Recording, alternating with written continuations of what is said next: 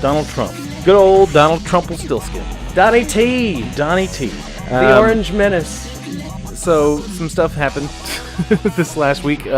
What's his name? Michael Flynn? Yeah, Michael Flynn. Resigned in disgrace. Yeah. Because he was caught lying to the vice president about the phone calls that he has had with the Russian ambassador and the fact that he was discussing sanctions possibly being lifted before Donald Trump even took office, which apparently is a violation of some code or something. I can't remember the exact name of it. I saw it and then I forgot it because I take naps a lot.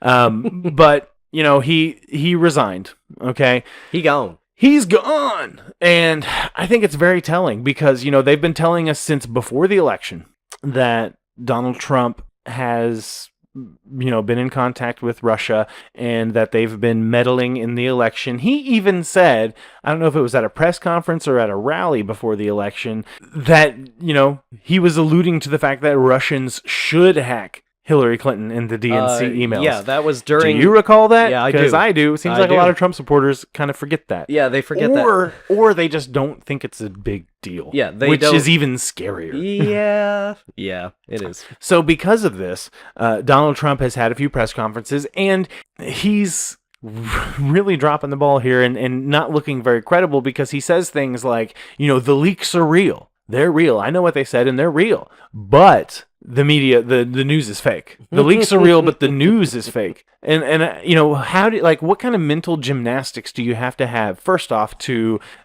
be okay with that? And secondly, to even say something like that?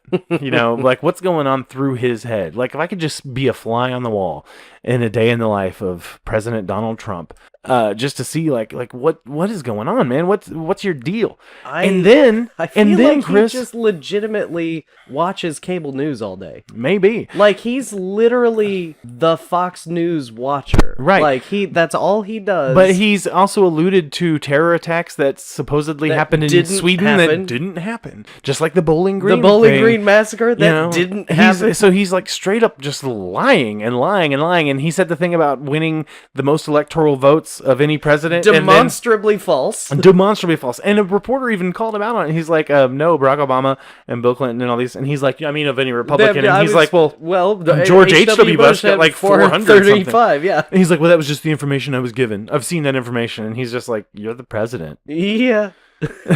You should probably just know that. Yeah. Your 305 electoral votes was the biggest in that's history. The thing. If he's willing to lie to you about something so insignificant and petty, what else is he willing to lie to you about? And it just blows my mind that Trump supporters are still like, I mean, I'm sure that there's some out there that are just kind of like finally maybe coming to that realization, but he tweeted something that was horrifying. And he said, the media is the enemy of the American people. He said the media is the enemy of the American people. If that doesn't scare the shit out of you, then I don't know what else would. Because that's like textbook fascism.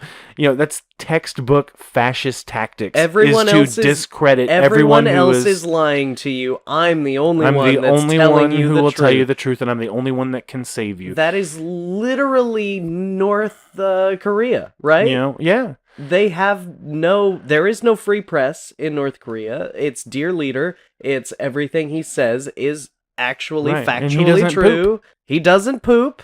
Yeah. He has no physical weaknesses. And his brother was mysteriously poisoned. Just mysteriously murdered. And there's a fucking Russian spy ship 15 miles off the coast. I mean, guys, come on. Come the fuck on. What are we missing here? Like, that's what I don't understand. Like, what are we missing? Because I keep seeing people on Facebook like, yeah, he's doing a great job. He's upholding his campaign promises and all this stuff. But I'm like, fucking look at what's happening. And the fact that you're just buying into that. And, you know, my friend that's a Trump supporter, I've talked about him a lot. He's been awfully quiet.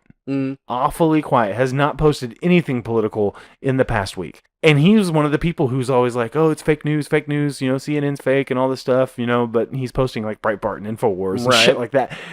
But he's been awfully quiet about this. And I'm just like, come on, wake up and fucking just think about it. you know? So it's kind of tangentially related because there's a friend of mine who was a huge Bernie supporter during the primaries and was a never Hillary. Yeah. Like he refused to vote for Hillary Clinton. He bathes fully in the Hillary's a fucking criminal. Right. She needs to go to jail. She's the worst person in the history of humanity type thing. And so he posted this thing from RT the other day. And are you aware of what RT is? No. RT is Russia Today. Oh, God. It is a Russian government-funded propaganda arm. So it's for like their Putin. state media. Yes, it is their state-run media. Uh-huh. And he reposted something from them the other day that was talking about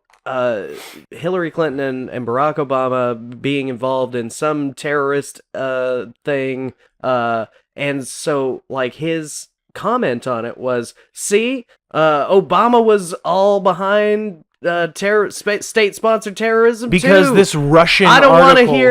to hear anything else from any spineless liberals about Russia. And he was a Bernie bro? He was a Bernie guy, yeah. Oh my God. Still is. And he's still incredibly progressive. He still posts almost nothing but progressive memes and stuff like that. But God. He is so blinded by his anti-Hillary, anti-Obama, anti-establishment Democrat stuff. Here's the thing, Chris. Eventually, they're not going to be able to use Barack Obama and Hillary Clinton as an excuse for the way Donald Trump is conducting himself. Yeah. You know, Hillary Clinton did not win, and Barack Obama is no longer the president, and Donald Trump is. And him and his administration need to be held accountable. Oh, yeah. And, you know, I know that there's like 3 different probes going on from the FBI into this whole Russia thing, and I think that if they are found guilty, then they should be tried, and if they are convicted, then the punishment should fit the crime. That's all I'm going to say. It's treason, right? Yeah. Is the punishment for treason still being drawn and quartered? I don't know. I mean, you know, hey, I'd be comfortable with him just rotting away in prison, but, you know, whatever. It's just, if he is convicted, and that's the thing, you know, we do have a justice system here, and it's innocent until proven guilty, and let's wait till all the facts come out. Of course. You know, I don't want to accuse anyone of doing anything that is not proven, okay? And that's one of my big complaints about the Hillary people, the anti-Hillary people, is because they're like, she's a criminal, da-da-da-da-da. And I'm like, are you on the investigative team? Do you know all the facts, or are you just reading Russian fake news? I mean, I don't know. But anyway, speaking of the media, let's move on.